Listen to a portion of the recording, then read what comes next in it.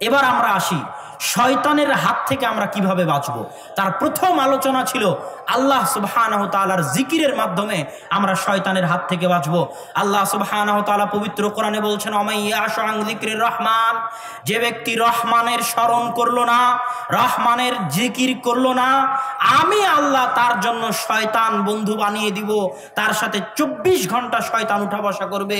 এই জন্য শয়তান থেকে বাঁচতে হলে প্রথমত আল্লাহর জিকির করতে হবে, আল্লাহর নাম নিতে হবে।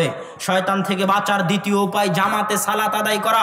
রাসূল সাল্লাল্লাহু আলাইহি ওয়াসাল্লাম বলছেন, মা মিন ক্বরিয়াতিন লা তুকামু ফীহিস সালাত, এমন কোন গ্রাম যেই গ্রামে 3 জন থাকে, এমন কোন এলাকা যে এলাকায় 3 জন থাকে, তারা 3 জন মিলে আযান ইকামত দিয়ে সালাত কায়েম করে না, ইল্লাস্তাহওয়াযা আলাইহিমুশ শাইতান, শয়তান তাদের উপর হামলা করে, আক্রমণ করে, শয়তান তাদের উপর জয়ী হয়ে যায়, বিজয়ী হয়ে যায়। ফাআলাইকুম বিল জামাআহ, অতএব তোমরা জামাতের সালাতের সাথে সম্পৃক্ত থাকো।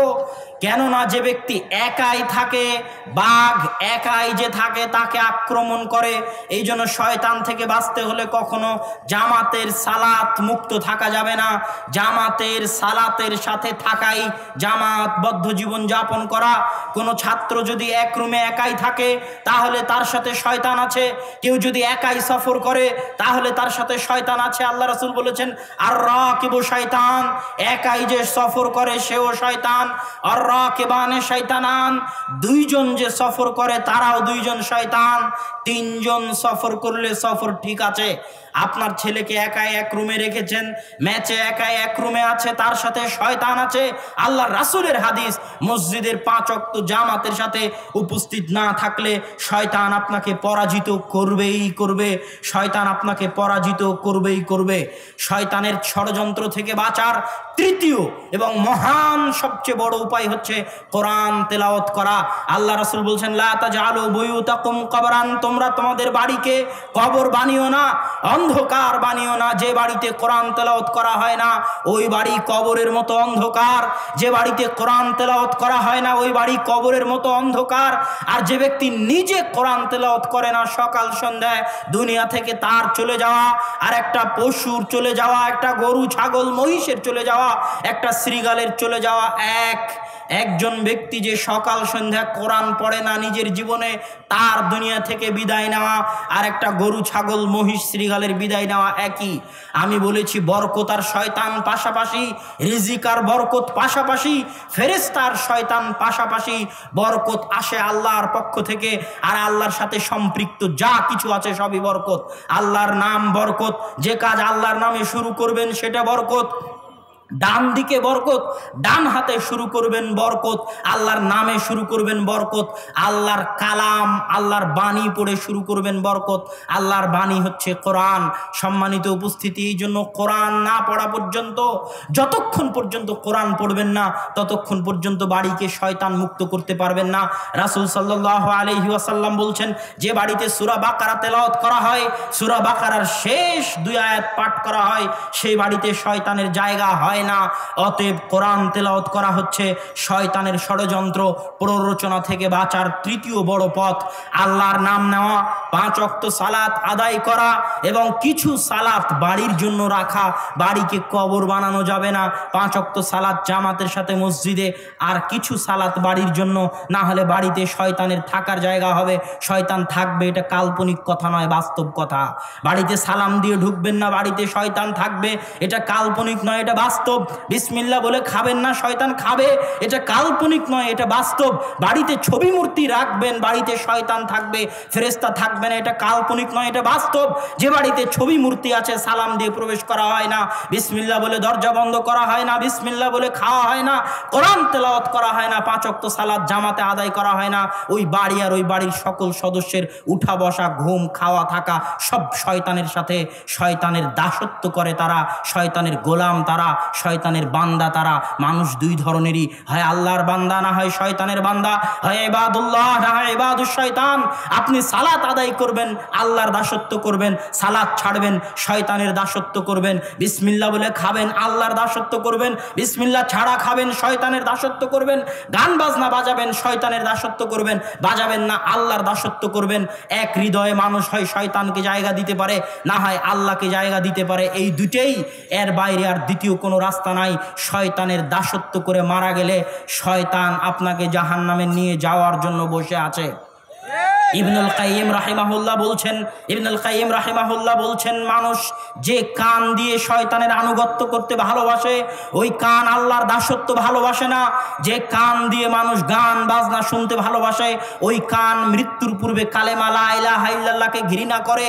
যে কান দিয়ে মানুষ গান শুনে ওই কান মৃত্যুর পূর্বে কালেমা লা ইলাহা ইল্লাল্লাহকে ঘৃণা করে।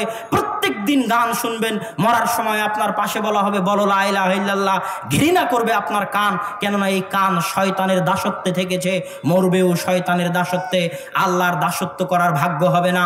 মানুষের সবচেয়ে বড় নেয়ামত, সবচেয়ে বড় দয়া হচ্ছে আল্লাহর দাসত্বে জীবন পার করা।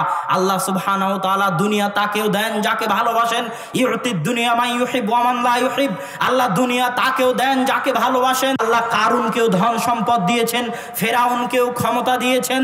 আল্লাহ কারুন আর ফেরাউন কাফের হওয়ার পরও ধন সম্পদ ক্ষমতা দিয়েছেন। দাউদ সুলাইমানকেও ধন সম্পদ ক্ষমতা দিয়েছেন। ধন সম্পদ ক্ষমতা দিয়ে কে কাকে আল্লাহ ভালোবাসে এটা মাপা যায় না। আল্লাহর ভালোবাসা মাপা যায় ওটে দিয়ে যাকে আল্লাহ আজকে ফজরের সালাত আদায় করার তৌফিক দিয়েছে তাকেই আল্লাহ ভালোবাসে। যাকে রাতে উঠে তাহাজ্জুদ আদায় করার সুযোগ দিয়েছে তাকেই আল্লাহ ভালোবাসে। মাই ইউরিদিল্লাহু বিহি খায়রান ইফাক্কিহু ফিদ্দীন, আল্লাহ যাকে ভালোবাসেন তাকে আল্লাহ দ্বীনের জ্ঞান দান করেন। এটা আল্লাহর ভালোবাসার মাপকাঠি। যে সুদের মধ্যে আছে, জেনার মধ্যে আছে, গান বাজনার মধ্যে আছে, অন্যায় অনাচারের মধ্যে আছে, তার জন্য এটাই সবচেয়ে বড় শাস্তি। তার জন্য এটাই সবচেয়ে বড় শাস্তি যে সে মহাপরাক্রমশালী আল্লাহর দরবার থেকে মাতরুদ, আল্লাহর দরবার থেকে মারদুদ, আল্লাহর দরবার থেকে বিতাড়িত, আল্লাহর রহমত থেকে বঞ্চিত, আল্লাহর করুণা থেকে বঞ্চিত, আল্লাহর দয়ার দৃষ্টি থেকে বঞ্চিত। এটাই তার জন্য সবচেয়ে বড় শাস্তি যে আল্লাহ তাকে শয়তানের দাসত্বে রেখেছেন, আল্লাহ তাকে শয়তানের গোলামিতে রেখেছেন। তাই আসুন শয়তানের দাসত্ব থেকে মুক্ত হয়ে আল্লাহর রহমত অর্জন করার চেষ্টা করুন, আল্লাহর করুণা দৃষ্টি অর্জন করার চেষ্টা করুন, আল্লাহর রহমত আর করুণার দিকে ফিরে আসুন। মহাপরাক্রমশালী সত্তা আল্লাহ সুবহানাহু ওয়া তাআলা নিচের আসমানে নেমে এসে বলেন, নিচের আসমানে নেমে এসে বলেন হালমিম মুস্তাগফিরিন ইয়াস্তাগফিরুনি। আপনি যদি কারো কাছে কিছু চাইতে যান, তার দরবারে যাওয়া লাগে, চেয়ারম্যানের কাছে যাওয়া লাগে জালসা করব, এমপির কাছে যাওয়া লাগে জালসা করব। আর এই শত এমপি, শত বাদশাহ, লাখো বাদশার বাদশাহ, মালিকুল আমলাক, রাজাদিরাজ, মহাপরাক্রমশালী আল্লাহ আমার আপনার মতো নগণ্য অধম নিকৃষ্ট সৃষ্টিজীবের দরবারে এসে বলেন হালমিম মুস্তাগফিরিন, আছে কি কোনো ক্ষমা প্রার্থনাকারী যে ক্ষমা চাইবে? তার চেয়ে অধম আর কে হতে পারে যে জেগে থাকা অবস্থাতেও তখন আল্লাহকে ডাকতে পারে না? তাই আল্লাহর করুণা দৃষ্টি পাওয়ার চেষ্টা করুন, আল্লাহর দাস, আল্লাহর গোলাম হওয়ার চেষ্টা করুন, আল্লাহর রহমত পাওয়ার চেষ্টা করুন। আল্লাহ যেন আমাদের কাউকে আল্লাহর দয়া এবং রহমত থেকে বঞ্চিত না করেন। আল্লাহুম্মা আমিন। আল্লাহ যেন আমাদেরকে শয়তানের দাসত্বে থাকার সুযোগ না দেন, বরং দাসত্ব থেকে বের হয়ে সিরাতে মুস্তাকিম আল্লাযীনা আনআমতা আলাইহিম, যাদের উপর আল্লাহ দয়া করেছেন তারা সিরাতে মুস্তাকিম, গায়রিল মাগদুবি আলাইহিম ওয়ালাদ-দাল্লিন, যারা অভিশপ্ত তারা সিরাতে মুস্তাকিমে আসতে পারে না। আল্লাহ যেন আমাদের উপর দয়া করেন, আমরা যেন সিরাতে মুস্তাকিমে থাকতে পারি, আল্লাহর দাসত্ব থেকে দুনিয়া থেকে বিদায় নিতে পারি।